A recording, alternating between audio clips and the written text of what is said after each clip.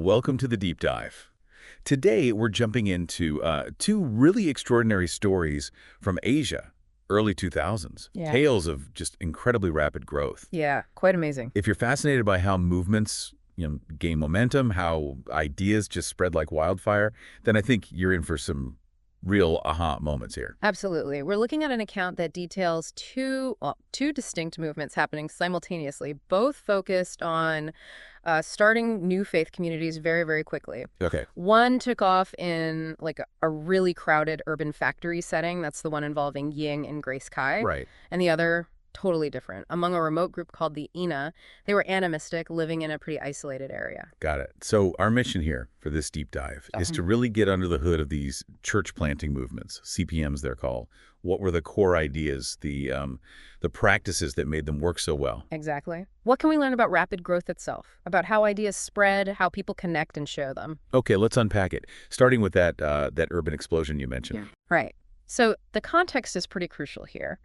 You've got this massive wave of people flooding into urban factory zones in Asia. Okay. And it's a real mix. You have university graduates working alongside villagers who maybe could barely read, all coming for work. A real melting pot then. Definitely. And into this situation come Ying and Grace Kai. They're working there, trying to establish communities, and they're using something called a CPM plan. Okay, a CPM plan. What exactly is that? Well, it's basically a strategy they learned in their missionary training. Think of it like a practical roadmap, but aiming for a huge God-sized vision, a widespread movement. So not just starting one or two things, but aiming for massive scale. Precisely. The plans usually involve things like finding potential leaders early, using simple community models that can be easily copied, and focusing really hard on quick multiplication. Okay. But the thing is, these plans are normally seen as, well, long-term goals. Ambitious visions that might take years, maybe decades, to really bear fruit. The scale itself is part of the challenge. Right, sets a high bar. These aren't quick wins usually. Not at all. They were aiming for something profound. And then, well, something astonishing happens. Yeah. Just 3 months into implementing his plan, Ying contacts his regional leader, a guy named Bill. And he says, "Get this, Bill. I have finished my CPM plan. What do I do next?" 3 months. He finished the whole plan. The whole plan. His initial target was 200 new communities. Done. In 3 months. Wow. What did Bill say? Well, according to the account, Bill was just completely floored. Understandably, his response was basically, "Ying, just keep going," which really tells you how unexpected this was. Keep going. Okay, so this wasn't the end point. Not even close. It was just the beginning. What happened next was this incredible surge. Hundreds of communities quickly became thousands. Thousands? Where were they meeting? All over the place. In people's homes, sure, but also in restaurants, parks, even inside the factories, just wherever people could gather. Amazing. And tens of thousands of people came to faith, and, this is key, they immediately started sharing it. It's described as like an Acts-like explosion of discipleship, like the early church growth. And they tracked this. How reliable are these numbers? That's a fair question. Apparently, Ying and Grace were incredibly meticulous about record keeping. Leaders in these new networks reported regularly, and they kept careful track. The account also stresses that the reporting was done conservatively. That helps. Conservative numbers. Right. And then, to verify, an independent team went in 2005 to assess things. What did they find? Well, first they confirmed the reports were accurate, but they also realized the numbers Ying and Grace had were probably just like the tip of the iceberg. Just the leading edge. Exactly. Yeah. The movement had spread so far, so fast, it was impossible to track all the distant generations, the sort of grandchildren and great-grandchildren communities. Wow. Did they see any evidence of that multiplication? They absolutely did. One really stunning finding was encountering people who represented 18 distinct generations of believers. 18. How long did that take? Just 4 to 5 years. Think about it. Person A leads person B, who leads C, who leads D, all the way down 18 levels, and they're meeting people from each step. That's incredible speed. It is. And what was really striking was how consistent things were.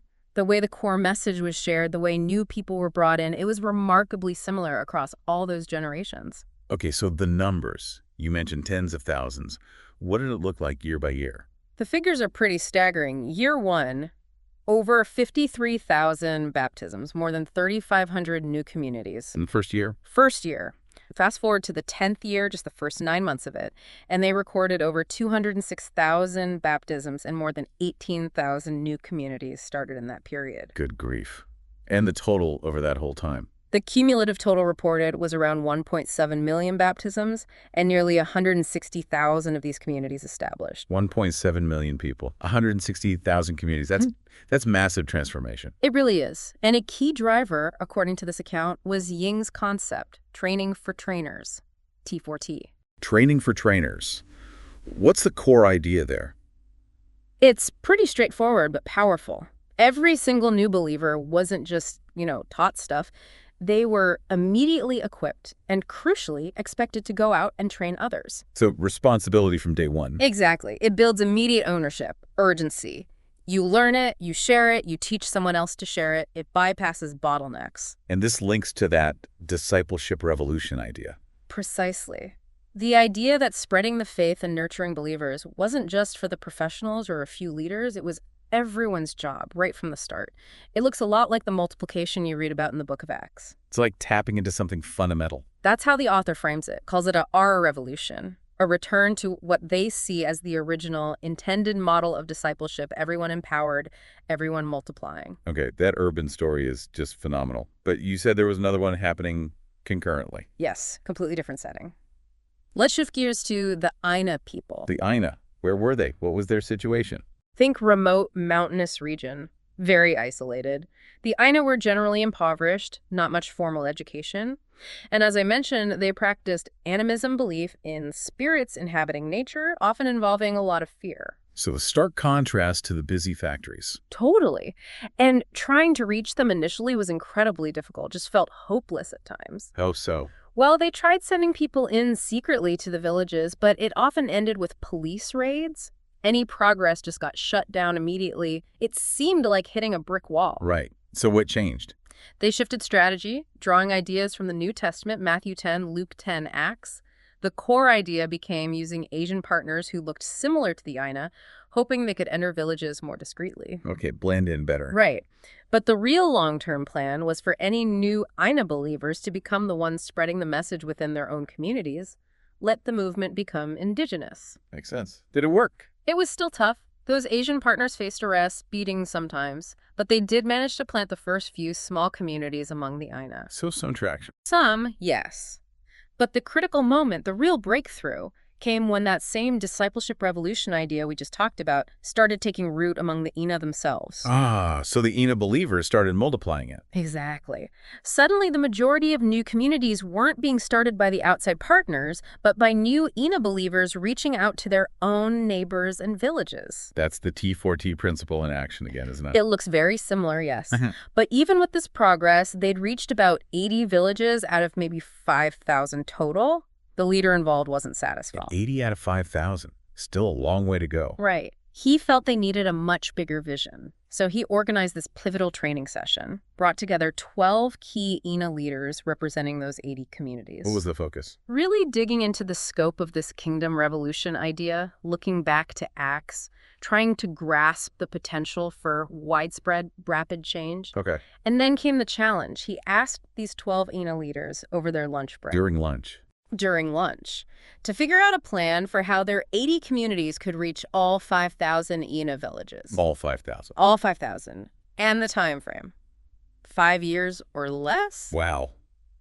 Ambitious is an understatement. What happened? Well, the account says when they came back from lunch, they were absolutely buzzing, thrilled. They hadn't just come up with a plan, they were fired up about their plan. What was it? A doubling strategy. Simple but powerful. 80 churches become a 160, 160 become 320, 320 becomes 640. Keep doubling until you pass 5,000. Okay, exponential growth. Exactly. Yeah. And their projected timeline to hit over 5,000. What did they estimate? 3.5 years. 3.5 years. Even faster than the 5-year challenge. Yeah. You get the sense that the core idea, the kingdom DNA of multiplication had just clicked. They owned it. It wasn't someone else's plan anymore. That's powerful. Did they hit the 3.5-year goal? They didn't quite hit that super ambitious target, but the impact was still huge. In the following 3 years, the number of Aina communities more than doubled, reaching 176. So significant growth continued. Absolutely. And the movement kept expanding. New communities kept forming. And get this, the ANA, this formerly remote and unreached group, started sending out their own international missionaries. From the INA themselves. That's incredible. It really is. And the supervisor overseeing this work had a reaction very similar to Bill's with Ying Kai. He apparently said, "Steve, this sounds like the Book of Acts." There it is again, that echo of the early church. Exactly. Reinforcing that idea of a return, a re-revolution, back to that original potent model of growth and community building. Okay, so bringing these two, frankly, amazing stories together.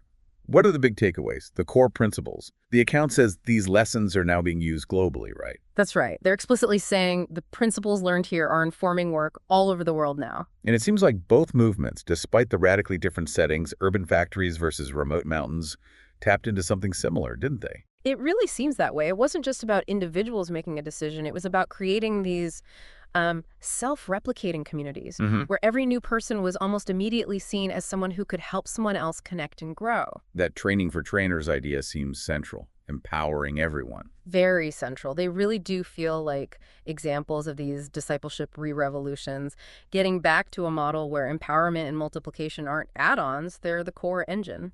And the account sort of invites you, the listener, to dig deeper into what those principles really are.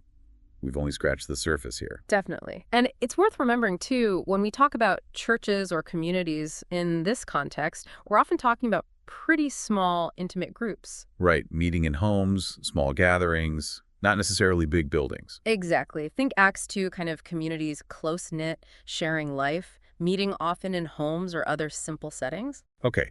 So as we wrap up this deep dive, we've looked at two genuinely remarkable things happening at the same time. This rapid, widespread saturation, as the account puts it, of the kingdom of God in these parts of Asia. One in the city, one in the mountains, totally different contexts, similar underlying dynamics. And that common thread running through both is unmistakable, this discipleship revolution. Yeah, new believers quickly owning their faith, sharing it actively. And this is the critical part, equipping the next person to do the same thing. It wasn't top-down. It was viral grassroots multiplication. Which leads to a really interesting final thought, maybe, for you listening. What if the key to really significant growth or spread in almost any field, not just religion, what if it lies in empowering individuals to become multipliers, to become trainers themselves, whatever the context might be? That's a fascinating question, taking that principle beyond the specific setting. Yeah. Think about the implications of that kind of re-revolution, where everyone is empowered to empower others in your own work, your community, maybe even just your own learning and personal growth. These stories, while specific, offer a potent model for how movements catch fire and spread, don't they? It's about more than just the numbers. Absolutely. It's an invitation to think about growth, influence, and empowerment in perhaps a fundamentally different way. Lots to mull over.